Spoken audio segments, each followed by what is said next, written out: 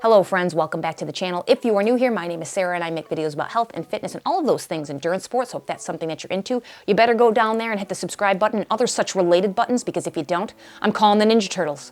I know them personally. They gave me this hat when they deputized me as the ambassador to Ninja Turtles and Ninja Turtle-y things. That's my official title. Don't fact check that. That is what it is. I'm kind of a big deal. Not even a little bit. Just an idiot making videos. But at any rate, today's video is an announcement video, hot on the heels of the Uber Pretzel group ride event that went off on February 20th. Eric Schlange has not disappointed, giving the crowd what they have been asking for, a follow-up ride, the PRL Full. So this Saturday, March 13th, 2021, you will have an opportunity to earn the PRL Full badge if you don't already have it in a group ride setting. Now, before I get into the details, please do me a favor, go down there, hit the thumbs up button. Not for my sake on this one, but so that YouTube puts this video up at the top of the list for those who are searching for Zwift content, because not everybody checks the Zwift Insider page, and this is kind of short notice, so I want as many people as possible to know about this particular event. I don't want them to miss it or catch it last minute so that they can't prepare and take the requisite break to be able to be prepared for this ride. So please do me a favor, go down there, hit the thumbs up button now. Please, please, please. I would appreciate it. The more the merrier, right? The more people we get on the ride, the more draft effect we're going to have, and the faster we'll be able to get this long ride done. So into the details. We are covering the PRL Full, which is the longest route in the game with the largest amount of elevation. So it's 107.5 miles and about 7,500 feet of vertical gain. It is not the hardest physically to complete, but I would say that this is certainly the hardest mentally to complete. It's just very repetitive.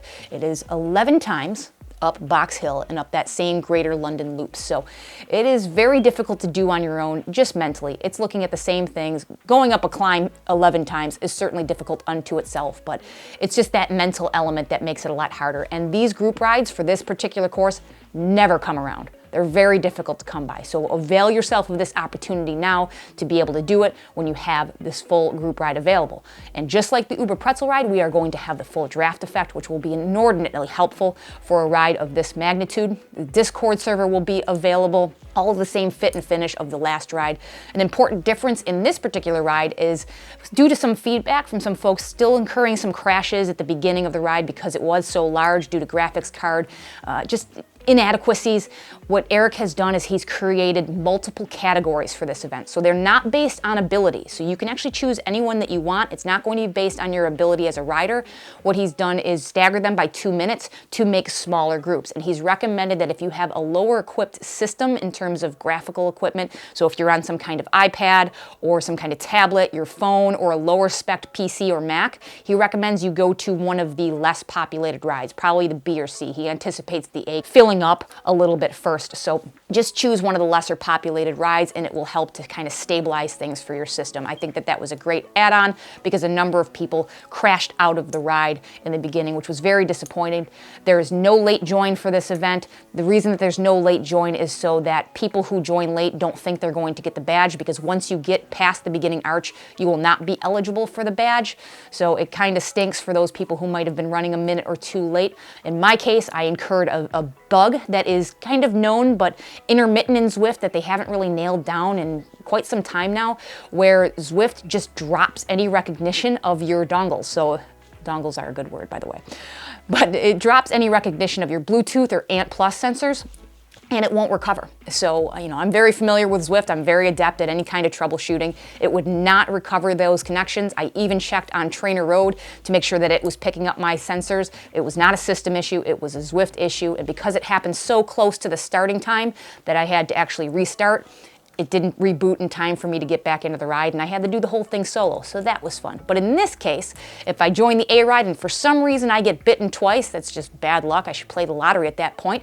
But at least have 2 more rides to be able to join, staggered 2 minutes and then 4 minutes after the initial start time. So that's going to be a cool feature to have those additional rides handy. If you're jumping on the bike a little bit late, you really have that 4-minute grace period, which is really awesome as well. Now, for those of you who sat out the Uber Pretzel route, or for those of you who joined the Uber Pretzel route but had to duck out early because that last climb up Alpe Zwift was just not going to happen for you, totally understandable. That is the hardest course in the game. Even though it doesn't have the greatest amount of mileage and the greatest amount of elevation gain overall, it is the most difficult in terms of profile. You have very concentrated packets of climbing, long mountain climbs. These things are a grind, so it's certainly difficult. I would not let that mentality scare you away from this ride. While this ride is certainly not easy, it's going to be long and there's going to be a lot of climbs up the Box Hill, which is a shorter hill climb, but 11 times up any hill is going to be tough. It's just a completely different profile. This is a lot more manageable for folks that might have the endurance built up, but might not have the climbing legs to go through those long mountain climbs and be able to recover. So these Box Hill climbs, they're a little under 2 miles, 1.9 miles if I'm not mistaken, and most folks are going to finish this even on the slower end, between 15 and 20 minutes max. So you'll be able to go up that hill and then you'll get a nice respite down the backside, and then there's a lot of just kind of flat and undulating areas where you can really take advantage of that double draft effect. So it's not going to be the same tax on your system. Do not be discouraged by the Uber Pretzel because they are just in different categories in terms of difficulty. I think this is actually very attainable for a lot of folks. If you have the endurance built up to spend that kind of time on the bike, you can certainly accomplish this particular route. Now, on that note, in terms of timing, my anticipation on this particular ride is that the timing is going to be very similar to the Uber Pretzel because of that difference in difficulty. I think that the razor's edge of these riders are probably going to land somewhere around 3 hours, 40 minutes, 3:45. I don't think they're going to get up over 30 miles per hour average, not the way that the Zwift algorithm is going to work, even if they're climbing and descending pretty fast. I think that that 3:40 mark is pretty accurate. I think that a trained cyclist who has really good endurance built up and 3 watts per kilogram FTP or higher, comfortably within 4 to 5 hours, so you're looking anywhere between maybe 21 and 26 mile per hour average. And then for the recreational rider, I truly believe that 5 to 6 hours firm is going to be a really good kind of prediction for those people in that level. It's not going to be as tenuous as the Uber Pretzel because of that Alpe Zwift at the end and the speed of the mountain climb. Even with a slower climb up these hill climbs, I think most folks are going to be able to average above 16 miles an hour overall, just based on all of the flats and the descents you're going to have to deal with. Your average speed is definitely going to be higher for this ride. So I think we're going to see similar times, all other things being equal, with the double draft effect on offer for anybody doing this ride. So if you can budget out that time, the same amount of time, even a little bit less, depending on how high your time was on the Uber Pretzel, you'll definitely be able to get this one done in a reasonable period. Now, I'm not going to make another preparation video. I think everything is going to be the same. Nutritional strategy, hydration strategy, entertainment, all of that stuff will remain the same. If you haven't caught that video, I will leave it down below and at the end screen on this video so that you can kind of go through. I go through in detail and talk about what you should be doing to hydrate, to fuel yourselves, how you can keep yourself comfortable, how you can keep yourself entertained during a longer ride that might be 4 or 5, 6 hours. I had a lot of feedback from that video, people coming back after they finished the ride, saying that they did finish this ride stronger than they have in the past by following those tips. So it is very effective. There's a lot of kind of tribal knowledge baked into that video.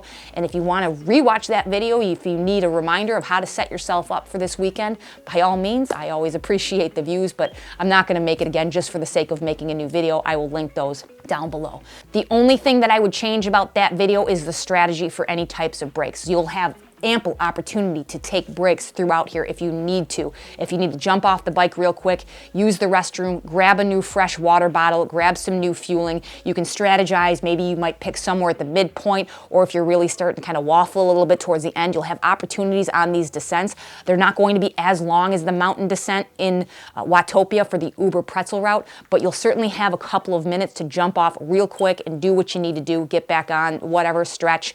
It'll be very good to have these evenly spaced throughout so you can kind of decide in the moment whether it's right for you, and you shouldn't be taking too much of a time penalty by just jumping off and coasting. It will be steep enough where coasting will not get you dropped in most cases. Now, I'm going to leave the link down below to sign up for the ride. I actually wanted to wait to post this video until that link was officially posted. This was actually announced back at the end of February, but there was no official ride slated on Companion until I think it was either late Saturday or early Sunday. So that's finally confirmed. I didn't want to post anything preemptively.